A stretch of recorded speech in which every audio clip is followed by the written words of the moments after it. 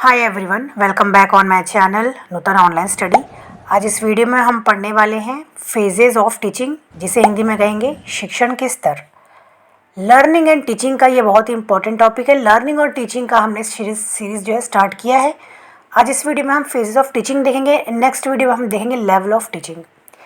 ठीक है, और बहुत जल्दी हमारे चैनल पे आपको बीएड मिशन 2023, जहाँ पे हम बीएड के सारे रिवीजन करेंगे, वो जल्दी वीडियो आने वाली है। तो मेक श्योर मेरे चैनल को सब्सक्राइब ज़रूर करें। चलिए देख लेते हैं क्या होता है फेजेस ऑफ टीचिंग। तो जैसा कि हम सब जानते हैं, जो टीचिंग है एक सिस्टमेटिक और एक प्लान्ड एक्टिविटी होती है। ऐसा नहीं होता है कि टीचर जाके अपनी मर्जी से कुछ भी क्लास में पढ़ा दे। ऐसा बिल्कुल नहीं होता है। टीचर को सबसे पहले तो प्लान करना होता है। जैसे कि हमने लेसन प्लान में भी देखा है, हम क्या करते हैं, सारा कुछ प्लान करते हैं कि किस तरीके से हम पढ़ाएंगे और कौन से मेथड यूज़ करेंगे, कौन सा टीचिंग एड यूज़ करेंगे, कौन सा टॉपिक हम लोग पढ़ाएंगे बच्चे को, सब्जेक्ट, सभी कुछ हम क्या करते हैं, पहले से ही तय कर लेते हैं, पहले से ही प्लान कर लेते हैं। तो टीचिंग क्या है, एक सिस्टमेटिक और लॉजिकली प्लान्ड एक्टिविटी है। ठीक है, और टीचर को क्या करना होता है, हर चीज़ एक सिस्टमेटिक तरीके से चलना होता है। डिफरेंट जो स्टेप्स हैं उसको फॉलो अप करने पड़ते हैं। तो जैसे कि हम सभी जानते हैं, टीचिंग क्या होता है बेसिकली कि एक सिस्टमेटिक तरीके से एक प्लान्ड जो एक्टिविटी होती है। ऐसा नहीं होता है ना कि टीचर क्लास में चले जाए, कुछ भी अपने हिसाब से पढ़ा दे। टीचर को क्या करना पड़ता है, सबसे पहले उसके बारे में पूरी प्लानिंग करनी पड़ती है। जैसे कि हम लेसन प्लान भी जब बनाते हैं तो हम पूरी प्लानिंग करते हैं कि किस तरीके से हम पढ़ाएंगे और कौन सा हम मेथड यूज़ करेंगे पढ़ाने के लिए। स्टोरी टेलिंग मेथड यूज़ करेंगे या ह्यूरिस्टिक मेथड यूज़ करेंगे, लेक्चर मेथड यूज़ करेंगे, और कौन सा टीचिंग एड हम यूज़ करेंगे। यानी हम लोग सबसे पहले क्या करते हैं, क्लास में पढ़ाने से पहले, उसके पहले हम क्या करते हैं, प्लानिंग करते हैं उसके बारे में। ठीक है, तो जो टीचिंग होता है बेसिकली ये एक सिस्टमेटिक तरीके से चलने वाला एक एक्टिविटी होता है। और टीचर को अपनी टीचिंग के दौरान, टीचिंग के पहले भी, टीचिंग के बाद में भी क्या करने होते हैं, कई सारे जो स्टेप्स टीचर को फॉलो करने होते हैं। और यही सारे जो स्टेप्स हैं, यही सारे जो फेजेस हैं, जिसे जैक्सन ने 3 पार्ट्स में डिवाइड किया है, उसके बारे में आज हम पढ़ेंगे। जैक्सन ने क्या किया है, टीचिंग एक्टिविटी को 3 फेजेस में डिवाइड किया है। चलिए देख लेते हैं वो 3 एक्टिविटीज़, वो 3 फेजेस कौन से हैं। तो फर्स्ट स्टेज कौन सा है, फर्स्ट फेज है प्री एक्टिव फेज, जिसे प्लानिंग स्टेज भी कहा जाता है। सेकंड है इंटरएक्टिव फेज, जिसे इम्प्लीमेंटेशन स्टेज भी कहा जाता है। और थर्ड है पोस्ट एक्टिव स्टेज या फेज। चलिए इसको अच्छी तरीके से डिटेल में हम लोग समझ लेते हैं। तो टीचिंग का सबसे फर्स्ट फेज है pre active phase. Pre active phase में क्या करती हैं जो टीचर्स होती है, अब टीचर को कोई टॉपिक पढ़ाना है तो उसके पहले टीचर को क्या करना होता है, प्लान करना होता है।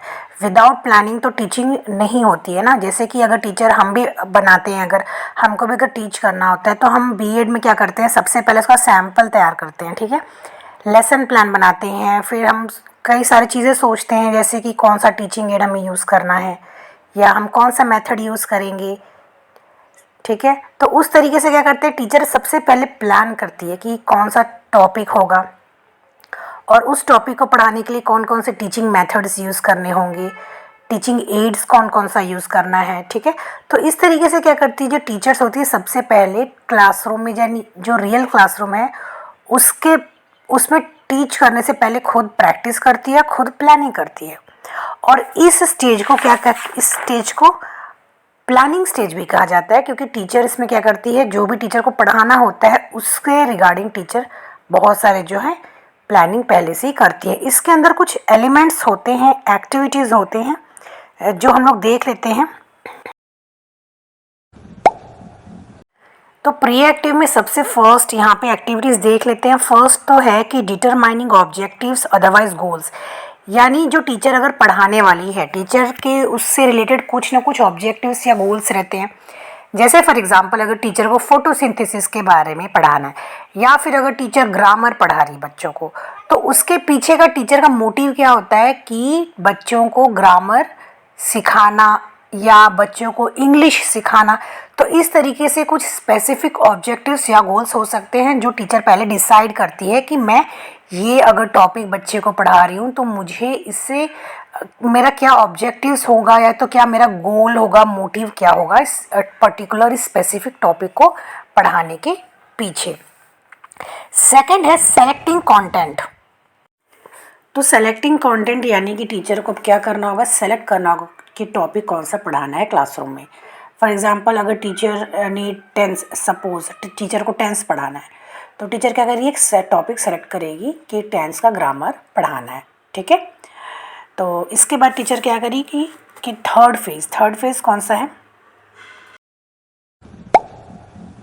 थर्ड फेज़ है sequence of elements of content, यानी टीचर एक कंटेंट तैयार करेगी कि इस तरीके से पढ़ाना है। प्रेजेंटेशन 1, प्रेजेंटेशन 2, उसके बीच में कौन कौन से टीचिंग मॉडल यूज़ करने हैं, सारा कंटेंट जैसे हम लेसन प्लान में तैयार करते हैं। प्रेजेंटेशन 1, प्रेजेंटेशन 2, कब ब्लैक बोर्ड वर्क करना है, किस तरीके से पढ़ाना है, हार्ड मीनिंग्स देने हैं और कौन कौन से हार्ड मीनिंग्स बताने हैं, या तो किस तरीके से एप्लीकेशन एंड सारा कुछ टीचर क्या करेगी, पहले से ही तैयार करेगी। जैसे हम लेसन प्लान में तैयार कर लेते हैं ना, तो वैसे ही टीचर क्या करती है, इसी को हम कहते हैं प्रिपरेशन करना। तो यहाँ पे क्या करेगी टीचर थर्ड इसमें कि sequence of elements of content, यानी कंटेंट को तैयार करेगी, प्रिपेयर करेगी।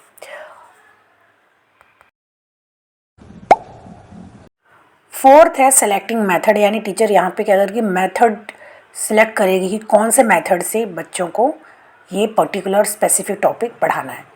उसके बाद लास्ट देख लेते हैं, लास्ट पॉइंट है how and when to use strategies. तो सबसे लास्ट में टीचर क्या जो है स्ट्रैटेजीज़ को तैयार करती है कि कौन से स्ट्रैटेजीज़ को कब यूज़ करना है, कब टीचर को टीचिंग एड यूज़ करना है, और कब टीचर जो है मॉडल शो करेगी, या कुछ भी जो स्ट्रैटेजी टीचर बना रही है वो क्या करती है, उसका एक नियमित एक समय जो है निर्धारित कर लेती है कि कौन से टाइम पे कौन सा स्ट्रैटेजी को टीचर को फॉलो करना है। सेकंड हम लोग देख लेते हैं, सेकंड जो फेज़ है, तो सेकंड फेज़ होता है इंटरैक्टिव फेज़। इसे इम्प्लीमेंटेशन स्टेज भी कहा जाता है, क्योंकि यहाँ पे क्या करती है, जो टीचर ने पहले प्रैक्टिस कर लिया, फर्स्ट फेज़ में टीचर ने क्या कर लिया, पूरा प्लानिंग कर लिया, और इस सेकंड स्टेज में क्या है, टीचर क्लासरूम में जाती है और अपना जितना भी स्ट्रैटेजी है और जो भी लेसन प्लानिंग है, जो लेसन पढ़ाना है, वो सभी क्या करती है, इसको इम्प्लीमेंट करती है। तो बेसिकली टीचर यहाँ पे क्या कर रही है, बच्चों को पढ़ा रही है, अपना जो प्लान है उसको एग्जीक्यूट कर रही है, इसको इम्प्लीमेंट कर रही है। इसके भी कुछ एलिमेंट्स होते हैं, हम लोग देख लेते हैं वन बाय वन। फर्स्ट है साइजिंग ऑफ क्लास, यानी जो टीचर है सबसे पहले अगर कोई अपना क्लास स्टार्ट कर रही है, अपना कोई टॉपिक स्टार्ट कर रही है, उसके पहले टीचर क्या करती है, सबसे पहले तो वो जो क्लास है उसकी साइज़ को जो है देखती है, यानी कि कितने बच्चे हैं और क्लास में सब क्लास को लेके कितनी सीरियस हैं या बच्चे अटेंटिव हैं।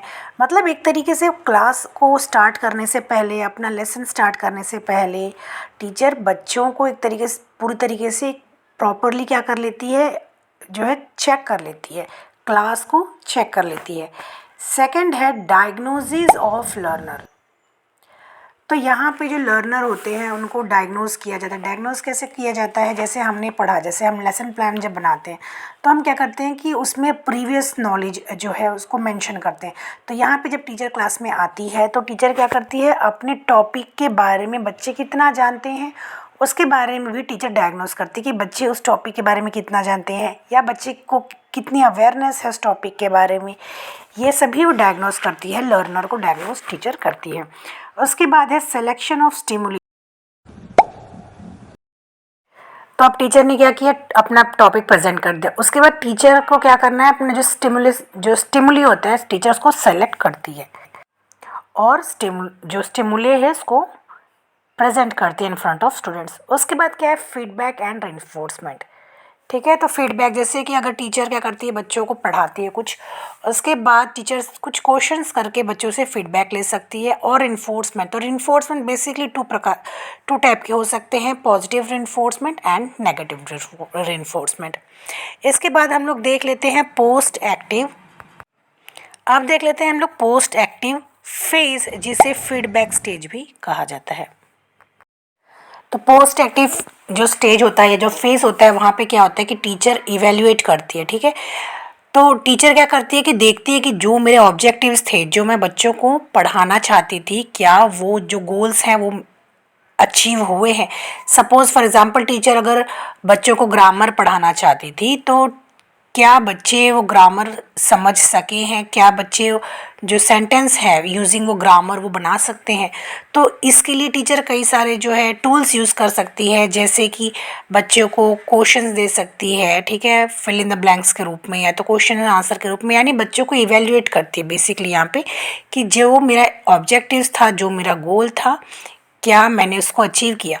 तो इसके अंडर भी कुछ जो आते हैं पॉइंट, सबसे पहले तो हम लोग देख लेते हैं। फर्स्ट है चेकिंग बिहेवियरल चेंजेस, यानी बच्चे के जो बिहेवियर है उसमें जो है उसको टीचर इवैल्यूएट करेगी। अगर टीचर का ये ऑब्जेक्टिव था कि मुझे बच्चे को प्रेजेंट टेंस के बारे में पढ़ाना है और मैं बच्चों को पढ़ाऊंगी तो बच्चे की प्रेजेंट टेंस में सेंटेंस बना सकेंगे, ठीक है।